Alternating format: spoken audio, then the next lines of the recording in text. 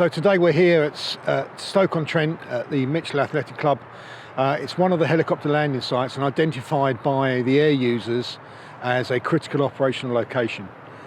From the programme's perspective, critical operational locations are important because it's where users know they are going to land. We know the aircraft is going to come in here because it supports the Stoke University Hospital and it's the landing site for that hospital, and therefore it's essential for them to have coverage here. So we've come in here today to do some work with the drones, to do the testing to ensure that we've got the coverage that we think we have and that the model is showing us that we do have. So this is part of a pilot programme, a feasibility study that we're working with our test partners QinetiQ on to examine whether or not we can use unmanned air vehicles, drones in other words, with sensors and payloads on to assess the coverage of ESN networks at ground level and the air-to-ground layer above 500 feet. So we're here today to prove the handovers on the cell sites for the ESN network for the air-to-ground system, and so that we get the transitions from the air network onto the terrestrial network. So the drone is fitted with a 4G modem, and we are flying to 400 feet, which is the ceiling of this particular drone.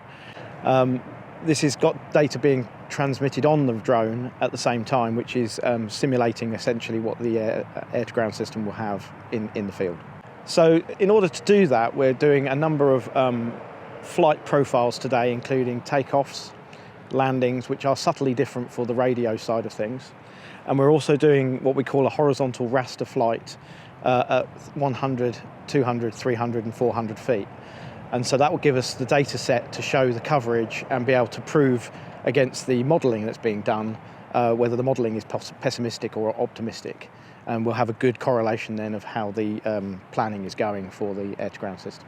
So what this will mean, assuming the results are right, it will allow us then to understand how we go about testing up to another 50 or 60 critical operating locations all over Great Britain, predominantly in hospital landing sites and elsewhere, so that we can assure our users that that as we go forward into the future of ESN Air and we chop over from Tetra Airwave, that they have the coverage at these critical operating locations that they need.